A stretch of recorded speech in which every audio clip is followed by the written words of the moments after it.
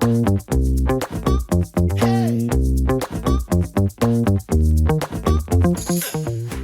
hello, ladies and gentlemen. Welcome to episode number 12 of Golf and Politics. We've got great guests for you today, Michael Meehan and Keegan Barayan.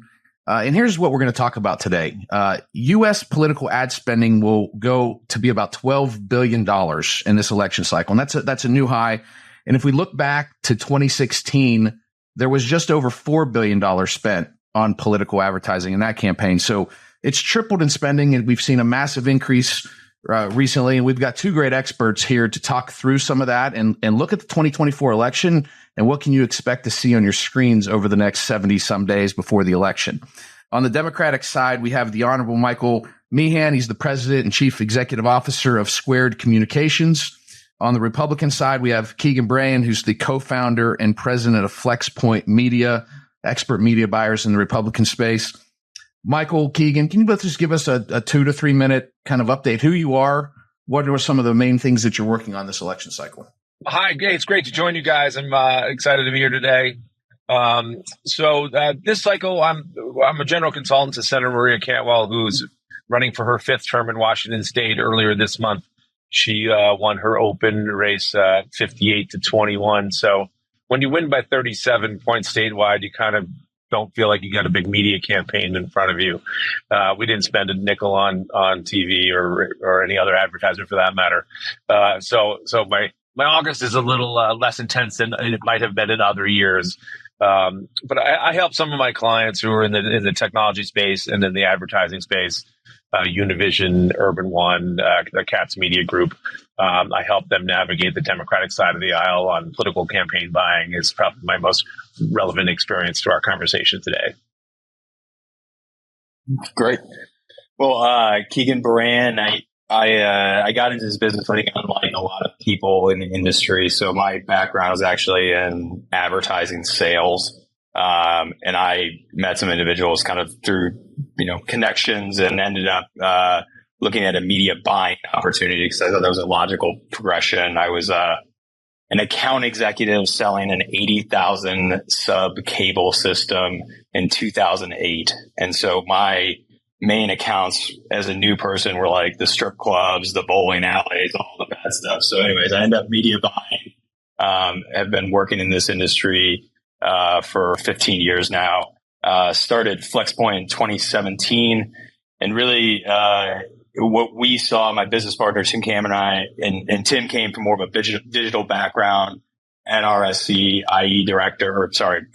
digital director, and my background more on the traditional side. And so we really saw that like campaigns weren't starting at the right times. There was different creative running differently. Like people were fighting over industries or in resources. Things were very siloed. And so we wanted to create what we felt like was the kind of first omni-screen media placement firm. And so really we didn't care if it was television, digital. The reality is we want to, place your resources based on where trends were happening. And the reality is around that time in 2016, time spent on television compared to time spent on mobile devices actually intersected for the first time. And so it was just kind of a logical opportunity. And I really think that we were just right place, right time, and, doing the right thing and trying to kind of evolve in a business that's changing. You might be the only person I know who's made money off of strip clubs. Well, they were difficult to collect on. Trust me. It was always an experience. So, cash only. Yeah. Needless to say, Buck Cherry was one of the guys' names. Or Buck Hershey, I think, it was a rough deal. Well, what Keegan and Michael also did mention is they're both avid golfers. Is one of the main reasons we reached out to them, and we will get into some fun golf stuff after we talk politics. But let's just get into some things here. And I mean, I like to know where you guys agree, where you disagree, where you guys are on the same page. Because what I've found through my experience is a lot of times that tactics can be real similar amongst Democrat operatives and Republican operatives. The ones that do it right are doing it or are having success for a reason. So let's get into this. Michael Beach, he reported at the end of the 2022 election cycle that $8.8 billion had been spent during the midterm elections on video advertising alone. and that was $5 billion more than was spent in 2018. Yet less voters, according to his research, saw ads than as a percentage than saw ads in 2018. How are each of you tackling this challenge in a fragmented way that people are consuming media? How are you tackling the challenge of getting the ads delivered directly to the voters that need to see? So I'll jump in there. So I guess one of the things that we've been focused on is investment in technology and in the ability to be at the top of the waterfall of some of these inventory sources. And the reality is, to your point earlier, viewing is more fragmented. And so I think what we've seen the most effective is not picking and choosing what you can do well. It's a balanced across the board media campaign that doesn't exclude certain things because of budget or we don't believe in cable or we don't believe in digital. The reality is that they're done appropriately, and the buys are high viewability, high click through, high premium content. Hopefully, it has the word sports in the programming. Those are the most impactful places to be. Keegan, so Citizens United's been in place since I think 2009. Essentially giving corporations, relatively unfettered ability to give money. So that's nothing new. And I remember at the time, total campaign ad spending was in the $3 to $4 billion range. And proponents of, endless giving would say, well, that's less than what Americans spend on Easter candy each year. And this year, as Matt said, we're projected to get to about 12 billion. What has really caused that jump? Would you accredit that to Trump? Interest in Trump, both on the pro side and on the anti-Trump side of being the biggest jump in spending, or is there some other reason? That's a great question. So I think just looking at what I have in front of me right now, if you look at kind of presidential spending from a television standpoint, there's been about $1 billion spent or reserved.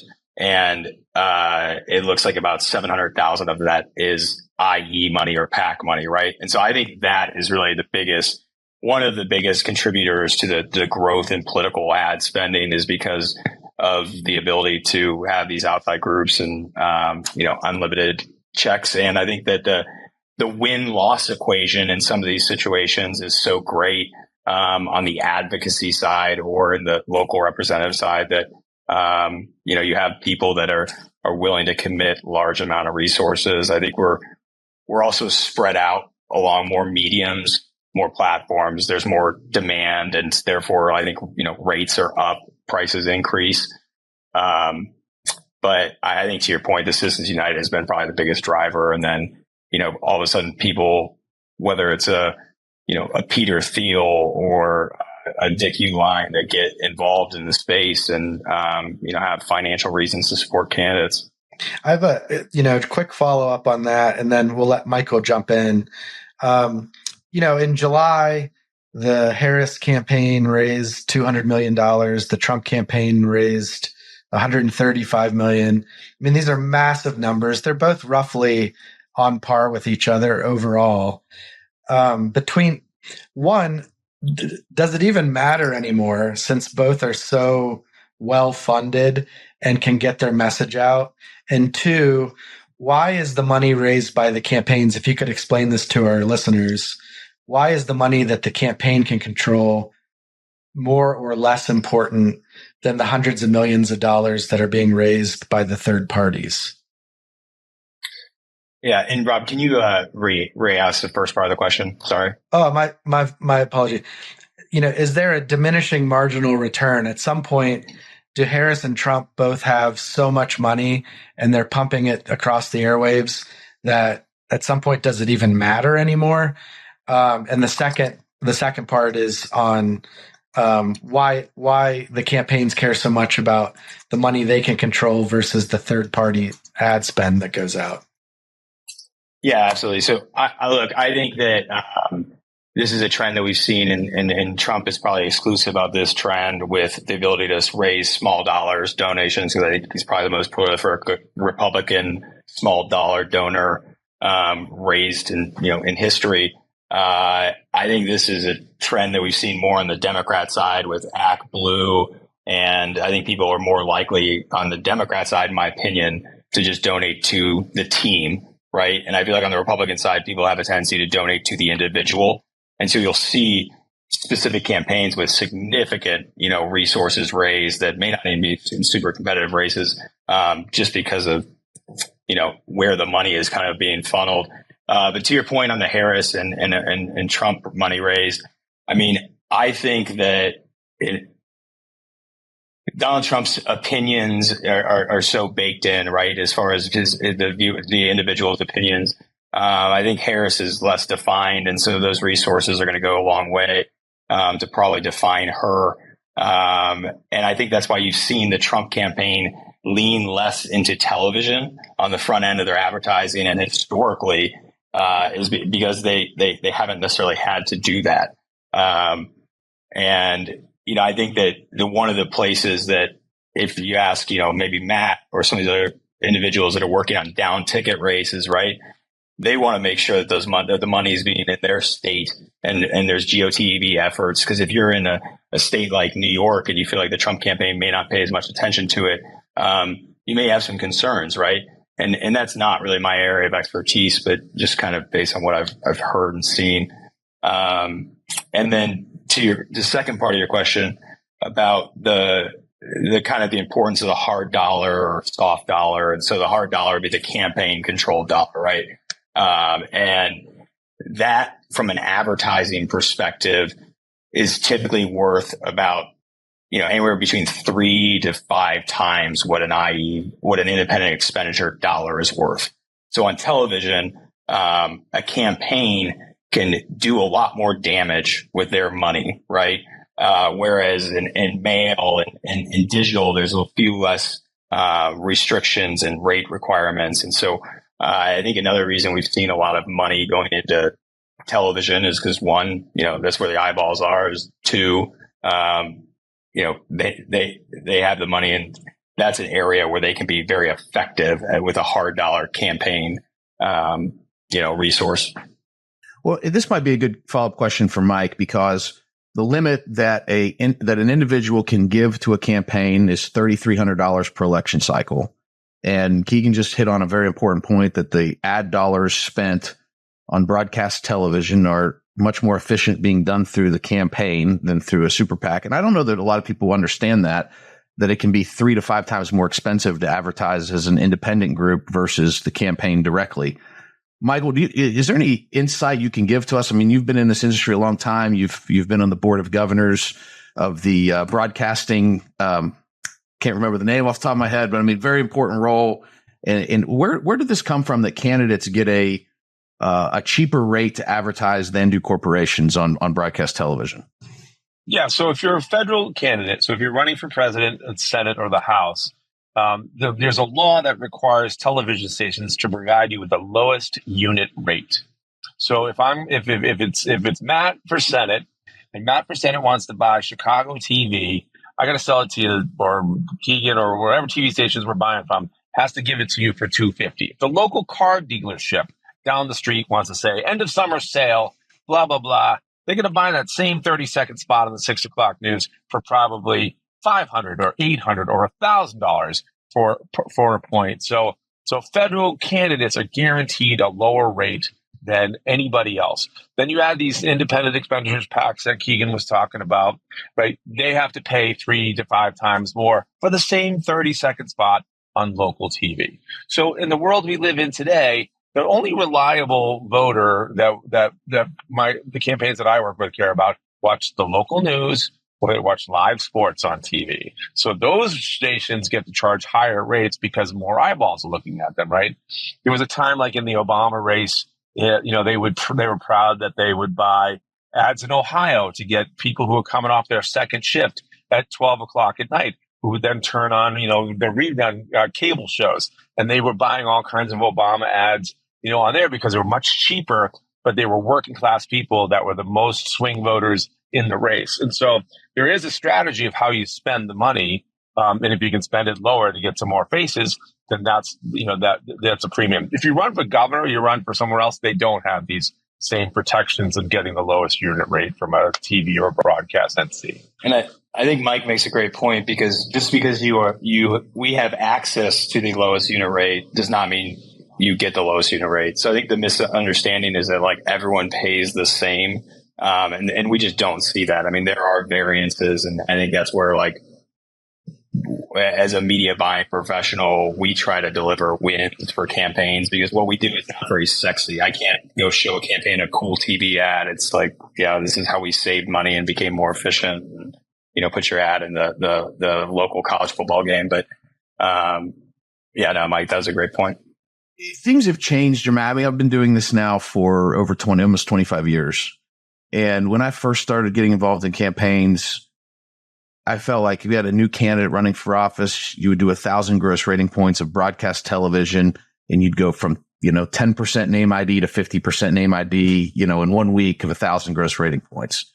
How is the fragmentation hurting that? What percentage of voters aren't even watching broadcast TV anymore? What percentage of voters are not watching the 6 o'clock news? I obviously, this kind of leads into discussion about live sports that I want to get to, because I think it's fundamentally changed the world of sports. But let's just talk first of all. There's broadcast TV, Jeopardy, Wheel of Fortune, the news, sitcoms on network TV. What's percentage of voters have just have stopped watching broadcast? Like an incredible amount. So I've done some work for TikTok over the years. 35 and under get all of their news from TikTok. 100% of their 2 to 4 hours a day that they listen to TikTok. And guess what? Keegan can't buy an ad on TikTok for a political campaign because they don't take them. So you're dealing with people getting their information from so many different places, though the swingiest of voters right now in the presidential campaign are under 35. So campaigns don't know how to talk to them. They're not watching TV. I got teenage kids in their 20s. None of them watch anything with me. If I can get them to watch a sports game with me once a week, that's a big deal. So there's no way to talk to them through broadcast TV. They're just not watching. They haven't. If you're under 40, you just don't even bother. And then people like me get a bunch of streaming. I pay the extra $5 a month to make sure I don't see any ads, so I can zip through my shows. So you ain't talking to me there either. So that's why this fracture in politics. The trouble is these lower ballots, right? The race for president, I think that $1 billion that both campaigns will spend, they might as well light themselves on fire. I don't think it moves anybody. Definitely not now. There's just too much of it. But running for Senate, running for governor, running for the House of Representatives, there's 8 seats that will determine who controls the Senate. There are 45 seats that will determine who controls the House. Those places, TV ads, because if you're watching the local news, there's probably a 99.9% chance that you are voting. So I do want to have my lower tier candidate on local news with 2 weeks to go. So that person who is watching the news, they're going to vote. They don't know who they're voting for on Labor Day, but they're going to know how they're voting by Columbus Day. Or they're going to start to pay attention. And that's where you need to be. And then you add the low, we'll get into your sports in a minute. But that's why it's harder to figure out how to spend this money. You need more money to talk to people who are never going to vote for you on the chance that you can break the bubble and have them look at you. As a mail guy, I like to hear this because that means, the mailbox, they still go check their mailbox every day. So that's a positive thing as long as the post office doesn't mess us up, we'll be all right. Correct. And you get less mail. So it's in a weird way, like, all of this, ads and banner ads and all of, these pre-rolls and all the stuff that happens on computers that you just click off and zone out of. But when you do go to your mailbox and someone sends you a letter, you actually read it now. So I think you mail guys have a chance here if you're as long as you're mailing to the right persuadable audience. That's right. Yeah. As long as the post office forgets to red tag our mail or, log it correctly, which can happen from time to time. Well, and I think the one thing that we all forget about is like sometimes those professionals in the industry get lost on is likability really matters. And how many points does it take for a message to break through? It's the goalposts have continuously changed, but the reality is like, do people like you or do they not like you? Right. And I think that we've seen in the past that, spending incredible amounts of money outspending someone 10 to 1 does not necessarily equal a win. And so I think to Mike's point, like there are a lot of resources that get spent with limited voter contact, and a lot of duplicated reach. And so one of the things that we talk about a lot with the clients is that, let's say it's 7% of your target audience is watching the 6 p.m. news. Guess what? They watch the 6 p.m. news religiously, right? And so they are duplicated viewers. And so I think we get in this as an industry because we can track, television competitive, and we can get directional guidance on Google, and we can see FTC filings. There's this like push pull, and that ends up just as tonnage, right? And we're kind of losing track potentially of what we're really trying to accomplish. But I guess we've probably all been on campaigns where tonnage has been effective. So I think it's and to Mike's point, the ad supported versus non-ad supported is really one of our biggest challenges. And even platforms like, let's say, Hulu that are ad supported allow political ads barely. They will reject anything that they kind of deem not of their liking, right? And so that's one of the constant battles we have is just getting ad rejections from Google and Hulu, et cetera. I just wanted to point out to Corey that Michael is a Democrat and acknowledged Columbus Day in his last answer because Corey is convinced that Democrats have an anti-Italian bias. And I just wanted to let you know we have not officially canceled Columbus Day. Well, and as Michael Patrick Meehan from Boston, it's more that the Irish guy acknowledged the Italian. That's the bigger deal. That is a big win. There you go, Corey. Oh, sorry, I was on mute. As an Italian American, I really appreciate it. Also, every Columbus Day, I rewatched the Sopranos Columbus Day episode. So, thank you, Rob. You're welcome. I just wanted to make sure your grievance tour doesn't have any hiccups. I love you, Rob. I love you too. Well, another thing that's really changed a lot over the last 10, 20 years is not just media consumption, but also polling has fundamentally changed. As much as you talked about how there's been a precipitous drop in people that watch broadcast television. Well, it's just been a complete elimination of the landline telephone, which was the main way that pollsters conducted survey research. And so how has the change in polling changed how the both of you buy media? And then the second part of that question is, how much do you believe in predictive analytics on where to spend media dollars to get your message out to voters? From somebody that does not conduct polling but has to utilize the information, I feel like these are all snapshots in time, right? And there's going to be variances, but trends. And so that's why, if I was working on a campaign personally, I appreciate more of a nightly tracking because I think a longer trend, more samples, better overall results. I think the industry, we put all, like I said earlier, these constantly push inputs in and we forget about the feedback loops to your point of like, all right, the polls changed, but what's happened between now and then? What message has been on? And like, do we believe that this is actually happening? And I think, Matt, when you talk about decline in broadcast, it's like 7 million people dropped cable in 2023, I believe the number was.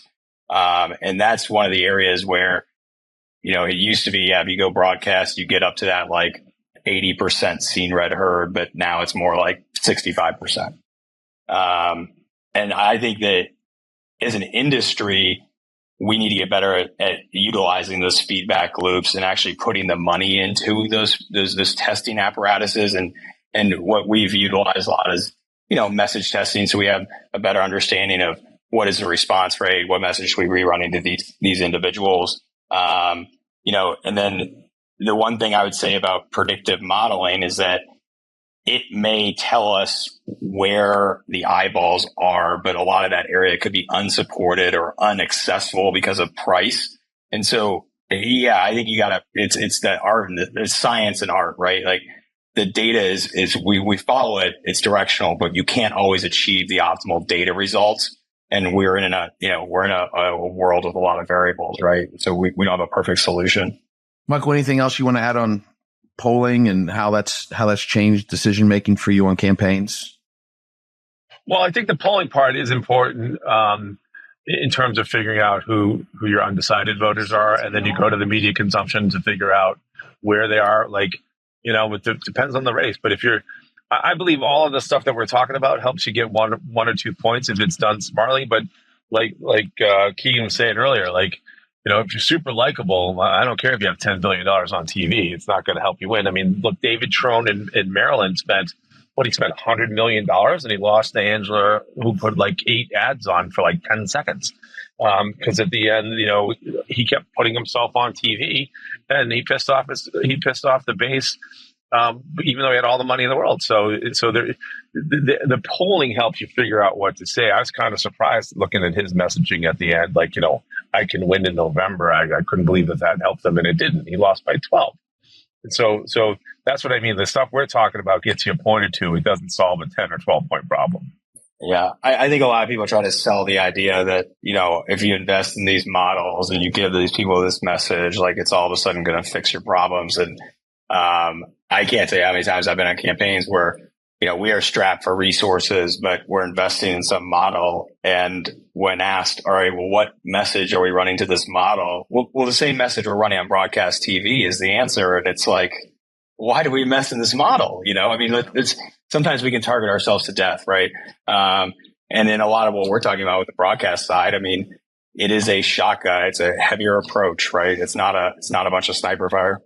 I think one thing that I find interesting about this discussion so far, anytime I'm on a panel with Democratic operatives that win campaigns and I'm on that panel, I'm amazed at how much we agree on tactics. And it sounds like you guys do agree a lot on tactics, have a lot of the same philosophies, but surely there are some things that maybe the Republican side is doing better than the Democratic side or vice versa. Do you guys see anything going on in your party that you think the other side's doing better or worse when it comes to paid advertising in this election cycle? Yeah, I think one of the challenges is we don't necessarily learn from our, mistakes, right? We just kind of think that what we're doing, and I think to Michael's point is like, we're really manipulating a small percentage of the people here. And a lot of times what we do, as much as we want to pat ourselves on the back and think that we're brilliant and, we're the reason that they won, at the end of the day, to the point of, it's marginal stuff.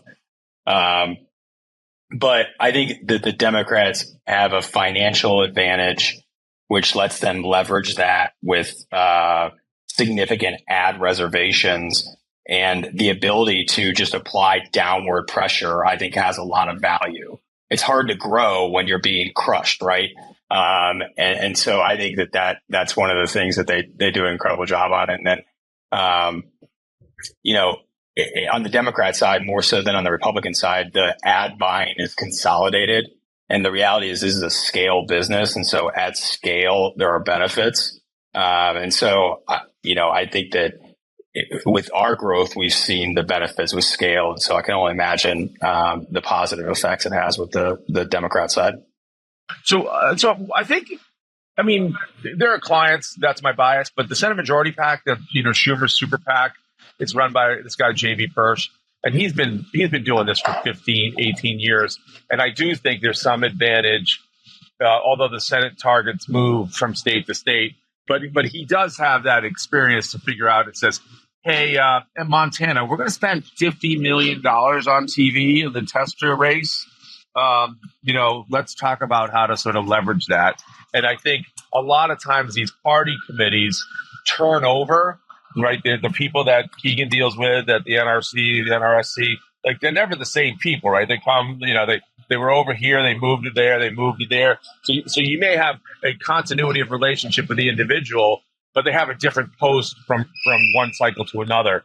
And I think that one of the advantages of a longtime tenured person like Persh over at Senate Majority PAC and running these IEs is they bring some institutional knowledge from the previous cycle. I don't think it's like rocket science new, but it's just, I do think there's the institutional advantage of that knowledge. So would you say that maybe makes them a little bit more comfortable making difficult decisions when it comes to resources, or actually just being like, nah, we're willing to cut bait, like you're out? Whereas I feel like on our Republican side, people are like, the optics of abandoning a race or whatever this may be are such a challenge. And I was my other point on kind of what are the Dems doing differently, I think they're just more fluid in many cases and more willing to be like, sorry, we're not helping, we're canceling, we're putting this money elsewhere, we're moving on. Yeah, and I think it's true when you have look, Carl Forty runs a similar deal for Senator McConnell on the Republican side, and he's been at that job a long time too. So they do have some of that, but yeah, I mean, I don't know if one party's better at it than the other across the board. I would say certain leaders are better at it. Like when Nancy Pelosi was in charge of the DCCC, even though other people were technically the chair, she was the speaker raising the money. She's pretty good about saying, yeah, you don't have a chance to win. I got to put all my chips in these 4 races in New York or whatever. And then the one cycle she wasn't in charge of that, they gave away a bunch of seats from just improper management. And that was my view. The fact that they lost the House by 4 seats because they didn't keep everybody in line. So maybe in the last decade, at least in terms of the House and Senate, and I'm a House and Senate guy too, so that's my bias. But the long-term leaders kind of like, yeah, I made that mistake before, I won't make it again, instead of reinventing the wheel. Yeah, I think that we've also, and look, I don't pay attention to the Democrat primaries as much as I probably should, but I mean, we've had some very contentious Republican primaries, whether it be statewide or congressional, in various places that have probably hurt our candidate going into the general election and or made the race unviable because of who was the primary, ended up coming out of the primary. And I happens think all the time, Keegan. It's the name of my life. I mean, we constantly do that. I mean, I can't tell you how many purple seats we have in Oklahoma that we can never get the right candidate across the finish line, and the candidate that wins the Republican nomination has zero chance to win the general. A district right next door to me here in Tulsa, it's been this way for 8 years now. I got a district in Norman, same way. We can never nominate the right person in a Republican primary. I think that one of the things that I've seen is maybe we get ahead of ourselves and try to reshape gravity when I've seen the Democrats, at least in the media buying space, just be more back heavy. And I think that's something you're seeing with Republicans now, is just being more back heavy, when it matters, when that group of people are voting that are really persuadable. And, I think that's certainly an advantage. But to Michael's point is, TV ads aren't going to totally define the race. They're going to help the process. And so I think sometimes chasing investments in places that are just based on science going to be very difficult to win, is sometimes, maybe getting ahead of ourselves and instead of focusing on the task at hand sometimes. Ultimately, what I'm getting at with both of you guys, candidates absolutely matter. The campaigns can only help so much, but if you don't have a good candidate to start with, it becomes much more difficult to win in tough races and more toss-up races. Yeah, as soon as you say that, George Santos sort of walks into the House of Representatives and nobody on the Democratic side happened to notice all of his inconsistency. So it's not ironclad. That's true.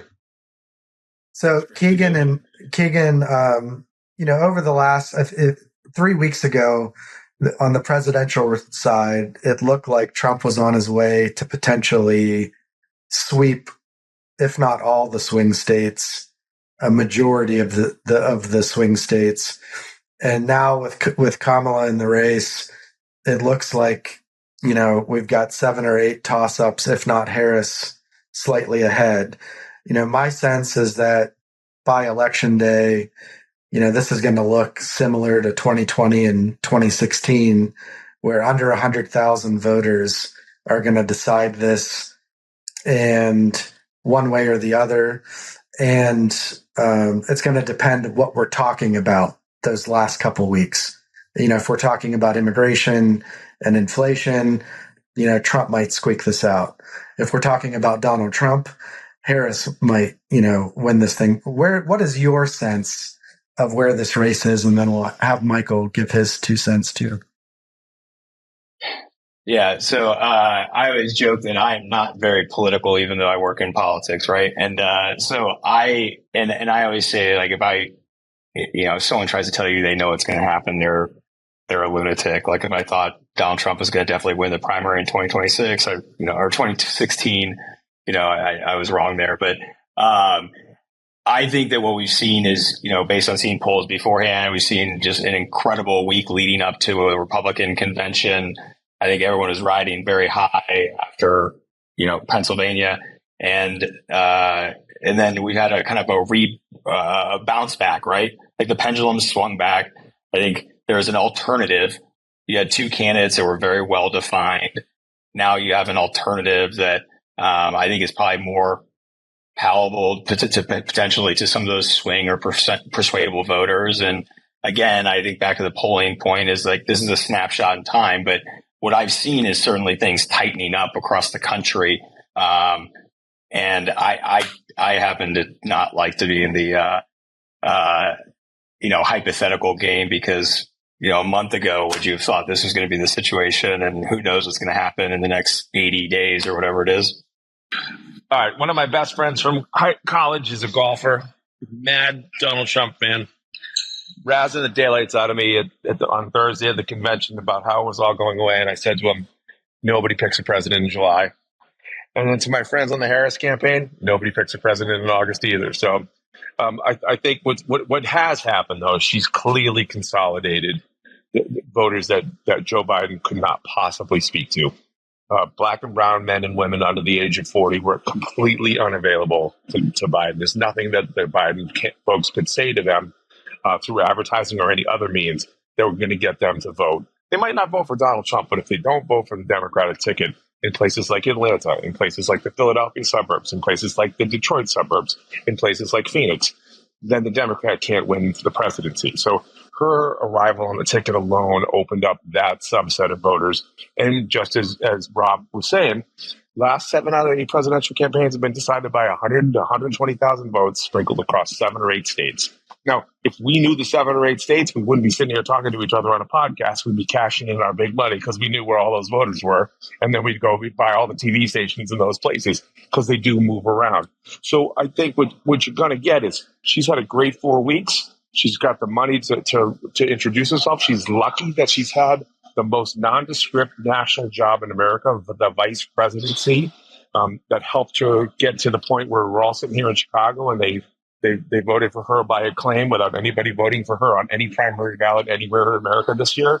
And then it's giving her a huge wind at her back. Now, politics, it's like golf. Your momentum is your next shot, right? So you got to kind of stay on the game here. I'd rather be her than him, but I'm not saying that he's out of the race. So, 150 million votes will be cast around the country, at least probably in November. What percentage of these voters do you believe are actually persuadable at this point? And I know things have changed with Kamala being on the Democratic nominee now, but what percentage are actually persuadable, and what part of the advertising do you think is going to be shifted towards truly persuading those voters versus ads that are going to be targeted at turning people out to vote and motivating the base? Because I think that's the one area, if I had to boil it down to one thing, Trump had such an enthusiasm advantage in July that's evaporated. Now I think the Democrats are on par with the Republicans as far as enthusiasm is concerned. All right. So the simple math on the Democratic side is the 18 states that my friend Ron Brownstein dubbed the blue wall were Michigan, Wisconsin, and Pennsylvania. And then Donald Trump beat Hillary Clinton in those 3 places, and that's how he became president. And Joe Biden beat Donald Trump in those 3 places, and that's how he became president. So if Harris can win those 3 states, she doesn't need the Georgia, the Arizona, the Nevada that Biden did narrowly win last time. But those states are back in play. I'd add North Carolina. I think the Harris campaign just put down $375 million in TV in 8 states. I think Future Forward, the biggest super PAC on the Democratic presidential side, will spend another $300 million in the next 14 weeks. So we're talking like $750 million that have yet to be spent on the Democratic side. I think the Trump side is going to have a number that's somewhere in that range too, is my sense. Although he's so much more well-defined, this is his 3rd time on the ballot in 8 years. Many people are not undecided about him. So I don't know how much TV advertising sways them. Though, if he were able just to deliver his 30-second ad repeatedly for the next 14 days, he'd be much more in the race than he is today. Yeah, I think spot on. What I look at, we work in a lot of congressional races, and I think that the calculus has certainly changed in some of these suburbs and places like Orange County, where like Biden was such a drag. And I think what we probably, some people that are smarter than me probably realize, but I don't think I understood how bad Biden's numbers really were and how like dire of a situation it was at the time. And so, I think there's a lot of, I guess my point is, I don't know. I think there's a lot of time to figure out what's going to happen. And there's going to be definitions and moments throughout this campaign. And, I think that, it'll be a race of like who seizes the moment and who can then define themselves that way. Well, transitioning to a more fun subject, let's talk a little bit about sports and golf. Not only everybody on this podcast here today is avid golfer, but I think we all have a big affinity for sports. Before we get into golf, let's just, there's been a huge shift in voter and consumer viewing habits, which has obviously completely upended college football. Can you guys just address that? Because I don't think the average person even understands why is USC and Ohio State in the same conference? Why is Oklahoma and Texas leaving the Big 12 to go to the SEC? How much of that has to do with the change in viewing habits of people around the country and the amount of money that's entered college sports? It is all about the money. I got a bias because I work for a senator from Washington State with the Pac-12 going away. The Pac-12 colleges, for their participation in their football TV program, we're getting about $25 million a year for the universities. And then along comes the semi-professional SEC or the semi-professional Big 12, and they can offer 35 or 40. And college presidents who are in charge of raising money for this school just all buckled. And the leagues and the regional biases that we had watching the various teams that we rooted for growing up as kids, it's all about having TV shows from the East Coast to the West Coast, where the Big Ten TV can have a live TV football on Friday night, Saturday morning, Saturday night, Sunday morning. I mean, look at the Premier League, right? I mean, I'm a big Premier League fan. I root for Arsenal. 5 years ago, I watched them at Saturday morning at 10 o'clock. Now they're on. They've got a Premier League game. There's 10 games a weekend. They got them on Friday through Tuesday sometimes. They spread them out to make sure there's an American TV audience that can chase them around. But I just think it's the place where you can still make money in TV. And I don't know this for a fact, but I got to imagine sports gambling is a pretty significant correlation with the viewership and I think the product. And you can see networks adapting to try to, I think, make the product maybe potentially more sports gambling friendly, knowing that that's a way to get revenue for ad sponsorships and eyeballs to the network. So it's a win-win. And I think that's where like a sport like golf on TV is probably not evolved quickly enough. And one of the reasons you're seeing that these network deals are unsustainable and like Wells Fargo is no longer Wells Fargo, and these sponsors are dropping out because I don't think they're getting their value because of the TV viewership in many situations. So I was just going to mention that you have all this NIL money, all this conference shifting going on, all this gambling, and yet I think Notre Dame suspended their swim program because the swim team members were out gambling. So I just find that kind of funny that the NCAA comes down hard on that and everything else that's happened with all the money coming in and all these players. The third string quarterback at University of Texas, horns down, Matt, makes more money than Brock Purdy. A championship team in the NFL, your starting quarterback makes less money than third stringer at UT. So, well, and the NCAA banned political advertising. This affected us briefly, not really, because it's over the air, right? But I assume that the reason they banned political advertising was so Senator XYZ could not make an NIL deal with the starting quarterback of Ohio State, for example, and have them as their spokesperson. Like, I don't know if that was one of the reasons, but I thought that was interesting. with the, like the shift towards sports, but yet the NCAA banning political ads. I had this, and there was a rumor going around. This has been years ago, and maybe Matt, you heard about it too. When all this started shifting, was at the ACC, and really, Dean Smith and Coach Krzyzewski and others got, you had the Big East Conference coming in really strong, and the Big East I thought was the strongest basketball conference there was, and I think maybe there was a little bit of jealousy, and there was a rumor going around that the ACC conference and the coaches kind of recruited these Big East teams to come into their conference, and that kind of started things because they wanted the strongest basketball conference because they saw the Big East as a threat.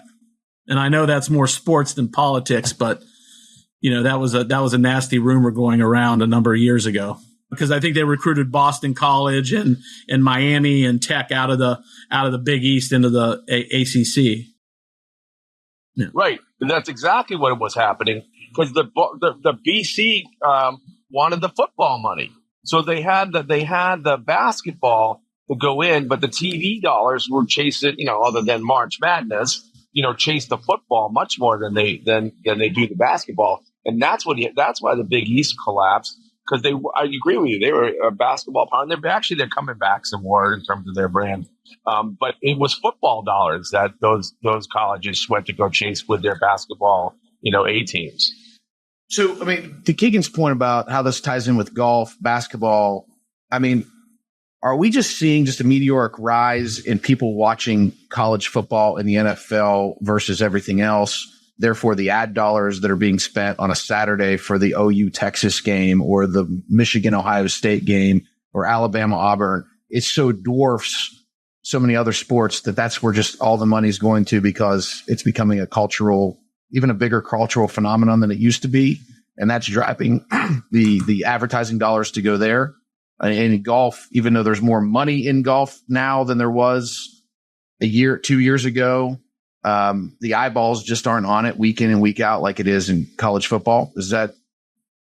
So I would, yeah, I think it's a combination of multiple factors, right? And I think part of it is actually those sports programs. So I was looking back and I think it was 97 out of the last 100 or 97 out of the top 100 programs last year had sports in it, right? Like name sports. And so I don't believe that it's those ratings aren't higher. Like the Ohio State, Oregon game is not going to do a higher rating than the Ohio State Texas game in 2012 or whatever it was. But, I think that the viewings become more concentrated on those programs and gone away other places. And those are like, tune in over the air. Everyone can access them from a broadcast standpoint, depending on what your cord cutting platform is, right? And so I don't think it's necessarily an increase in viewership. I think it's a potentially a decrease in viewership other ways. And we always use a Jim Harbaugh quote in one of our pitch decks that's basically him talking about YouTube TV. And he says, it's half the price of DirecTV. Like, no offense, DirecTV. But we're over it. We're YouTube now. I can watch 150 games. I'm in hog heaven, right? So I think the viewing experience has also changed, and that's what we're watching. Keegan, you're not an Ohio State fan, are you, who just quoted Jim Harbaugh? I am an Ohio State fan. I swam at Ohio State, but I find myself a rational fan because, I didn't play football, and I think that a lot of the Ohio State fans are the guys at Lifetime Gym on the treadmill that didn't go to the school there and, just have some kind of weird hatred for Michigan. My attorney State fans, there's very few of them. Keegan, you start a fan club. It could be very, very small knit group at Bob Evans. And honestly, my attorney has said this. He said he went to Michigan and he used to rib me and, send me Michigan stuff. And I would just laugh and say, hey, good luck. It's fine. And so, I didn't nickname myself the most rational fan. That was given to me. So what about YouTube and content creation? We saw Bryson DeChambeau and Donald Trump talk about the intersection of golf and politics. The most watched golf content ever on YouTube. It's over 11 million views as of today. Does this kind of golf content on YouTube have the ability to create the ad dollars that a PGA Tour event that nobody cares about on a random weekend that they get? I mean, is this the wave of the future? Are we going to see more and more eyeballs on creative YouTube content on the golf course? I think naturally, yes, we will. I think one of the challenges is like 11 million views. I'm trying to think of what that ranks up compared to like, Mr. Beast, right? And like the YouTube Select and all these. I mean, there's a whole world that we're too old to even understand when it comes to some of those platforms and personalities. But yeah, I think you've seen it with Netflix shifting into doing some live sports events. Like everyone's trying to kind of play that, right? Because they know that that's where they can drive viewership. I want to jump in. I want a current status update on your golf game. And I also want to know if things are going well on the course at Army Navy, what is your drink of choice? And if things are going to hell at Army Navy, what is your drink of choice to turn it around? All right. So I was at Half Moon Bay on Thursday because I had to be out talking to some of my Bay Area clients. An impeccable day. So I didn't miss Army Navy for 1 second. But I definitely, if my golf game is terrible, which always starts out that way. But by the sixth hole, if I haven't breaking rhythm, I'm definitely going to like a Corona. But if it's going really well, I'm looking at a gin and tonic. All right, Keegan. Golf game is scrappy, but I'm trying to become more responsible and aim at the center of the green and not try to hit it as far as I used to. I'd say drink of choice. If I'm playing well, I'm probably not drinking. If I'm playing poorly, like a vodka lemonade, double, triple. And if I'm nervous, it may be a quadruple. So, everyone always gives me a hard time because I say I don't drink a lot on the golf course, but I drink in tournament golf, but it's to calm the nerves and everyone gives me a hard time and suggests that I play in a lot of tournaments. But, no, I'd say that'd be the drink of choice. It's refreshing. Tell us about your most unique golf experience. I know you both have had a lot, and we want to have you both back on and maybe talk about your history and your specific golf game. Just give us each one unique story from the golf course.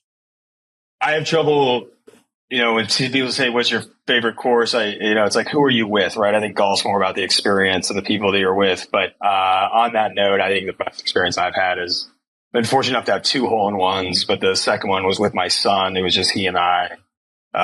He's sitting there drinking Gatorade and jumped up and cheered. And so that's one of those things I'll always remember. And I think, the ability to play with family and close friends is pretty impactful.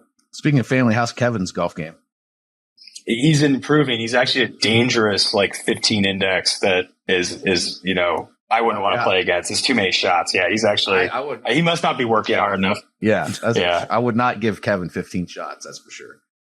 Yeah, I had some strong words to say about it the other day. But much like in the debate, the moment handicaps discussions come out, that's when things got real. And it was like the most, understandable thing about sandbagging and not sandbagging. At that point in the presidential debate, I was like, I understand these guys now. It's great. What a time to start a Golf and Politics podcast when the presidential candidates are arguing about their handicaps. I'm really pissed off that they cut off the debate during the golf. Let it continue. People want to hear what they want to hear.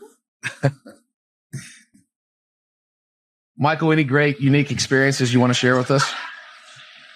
All right. So I went to college in Maine. I went to Bates College, and I had a buddy. His name was Paul Gibbons, and he had come over to coach some soccer, and I got to know him right out of college.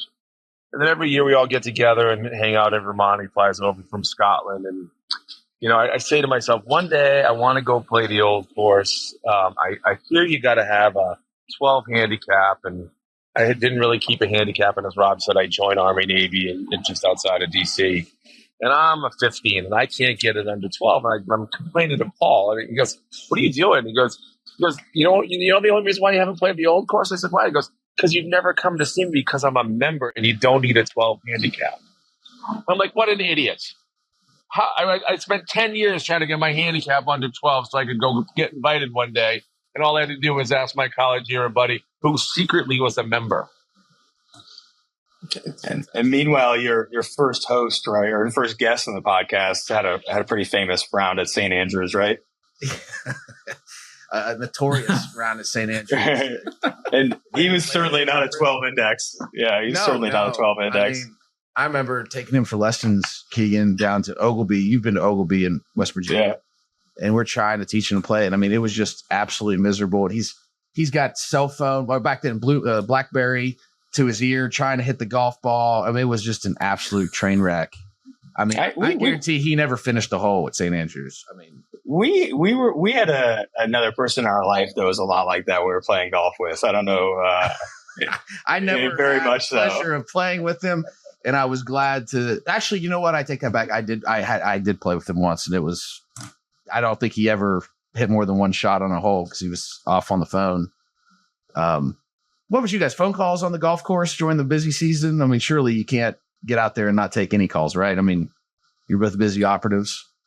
That's why I try not to play very much golf on election years. And like, it's kind of, for me, it's work, family, trying to be at the soccer games and play on the weekends when I can.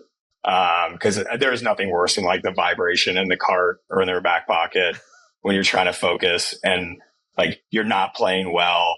You've hit 10 balls out of bounds. You're like doing the math. That's $50 in balls. And I'm out card fee. And like, I could have been working and, instead I'm out here trying to break my 6-iron. So, I'm a pro not having the phone, but, I don't like places that don't allow it. I think that's a little bit too much. I'm big on if I get asked to play on a Thursday, I'm like, are you okay if I take a couple work calls? And most people, yeah, it's fine. I mean, because I found people in other industries the same way. I mean, it's hard to get away during the week and not take a phone call. Oh, yeah. And I've got 2 teenagers at home. So a weekend golf round is impossible. But come Monday morning at 8:05 when they head to the bus, I will take my next 5 hours of conference calls at Army, Navy, even if I'm playing by myself. So I totally make my club where I do my conference. Because why be sitting there staring at a screen while I could be chasing my ball in the woods? That's good. Well, we want to get in. I want to respect your time. You guys are at the Democrat National Convention. Wish you guys have a great week, but not too good of a week. But let's get into this Shotgun 9 and just these are quick questions. And Rob, Corey, and I will take turns asking them. So, Corey, do you want to kick things off?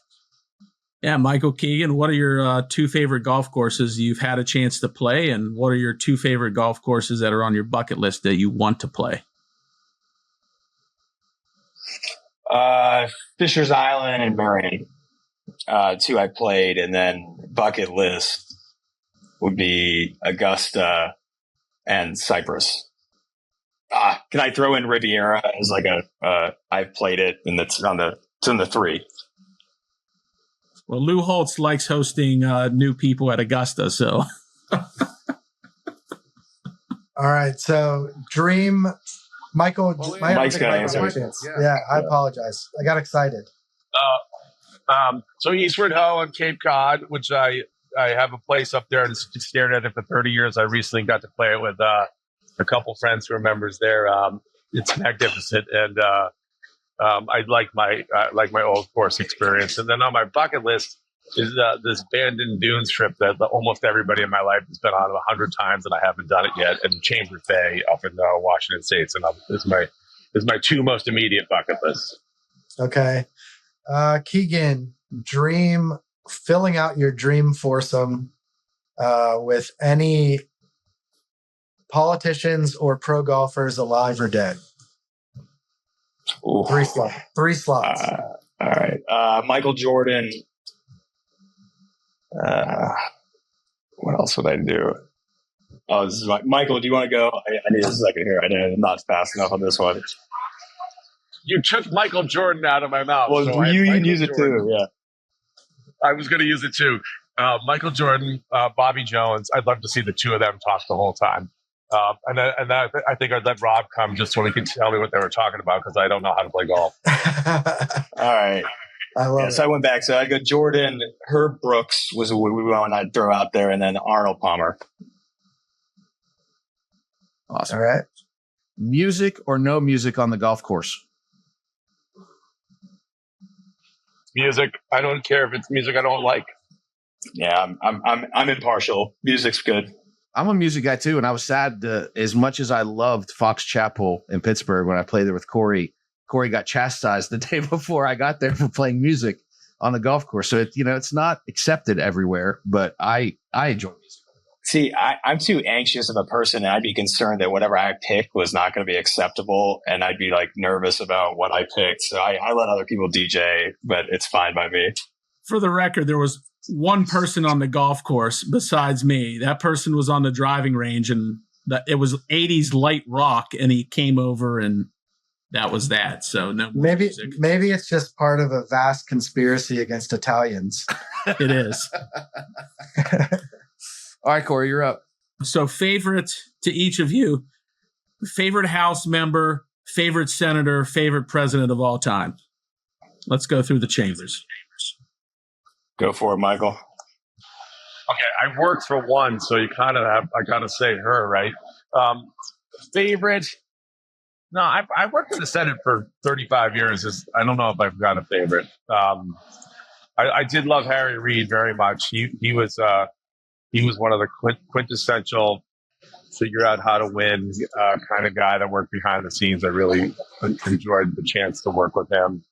The House members, I have great admiration lately for Nancy Pelosi's ability to corral this kind of group. And when I was coming along in politics, Tip O'Neill from Massachusetts was sort of a iconic legend in the House. And then president, I worked for Obama, I worked for Clinton, so they're sort of my era. But I think Joe Biden's going to be looked back upon history better than he's looked at today. Michael, I was going to say, if you being a mass guy, if you don't say Tip O'Neill, that would be a travesty.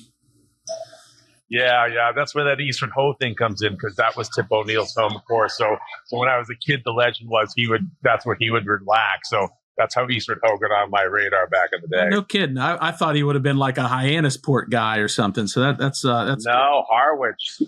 His place is in Harwich, and that was his course. Yes.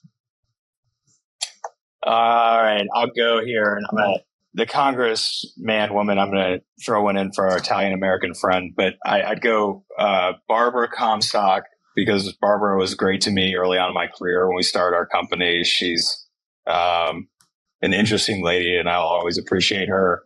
And then Pat Tiberi for our Italian American friend. Pat's just an absolute legend and class act. As far as senators, I'd probably say J.D. Vance, just one of those where I was in on early and thought he had juice, and obviously he's gotten along pretty quickly. As far as governors, Kay Ivey is an absolute legend. She's really funny. I have a great voicemail from her. And as far as president, whichever one I elect. So we'll wait to see. That'll be my favorite. Okay, Mount Rushmore of golf. The best four of all time. Nicholas, Woods, Palmer, Hogan. Well, I'd probably have to just put it's hard to disagree with that. So I'll go with that. All right. Who's the best golfing politician, most talented golfer that's in politics, elected office, that you've played with?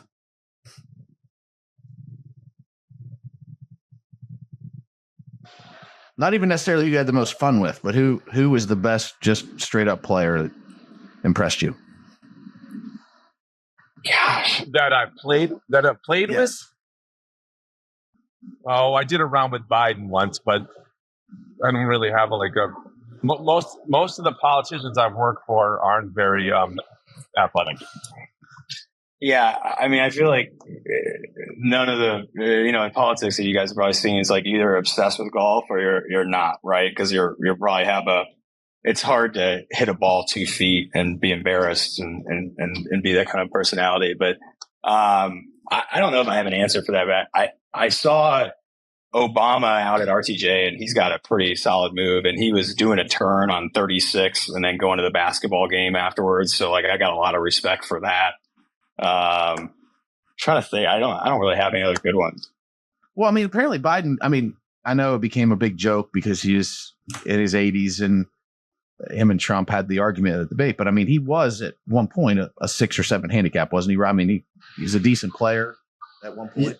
Yeah, I played with him when he was vice president, and he was a legit 7.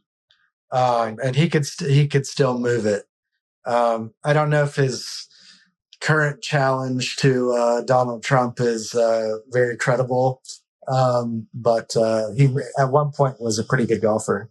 And I would throw in John Boehner, former Speaker of the House, was pretty solid.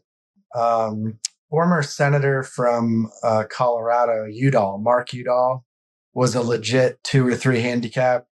We were supposed to play a few holes together at Bandon Dunes, and the match got pretty heated, and he ended up playing all 18 holes with me and didn't play with any of the other groups. So that was pretty cool. But he was a hell of a player as well. And Yarmouth from Kentucky also was a low single-digit golfer. Was he on the board at Valhalla? Or he was president. Yeah, he was president of Valhalla. And there were a couple guys from North Carolina. I played with Mick Mulvaney, and the other guy. He's got a show on Fox News now. He's a former Republican congressman. Trey Gowdy. Yeah, I played with Trey, and I played with Mick during the congressional shootout there, and they're both pretty good players. Although Mick Mulvaney has the weirdest putting stroke of anybody you'd ever see.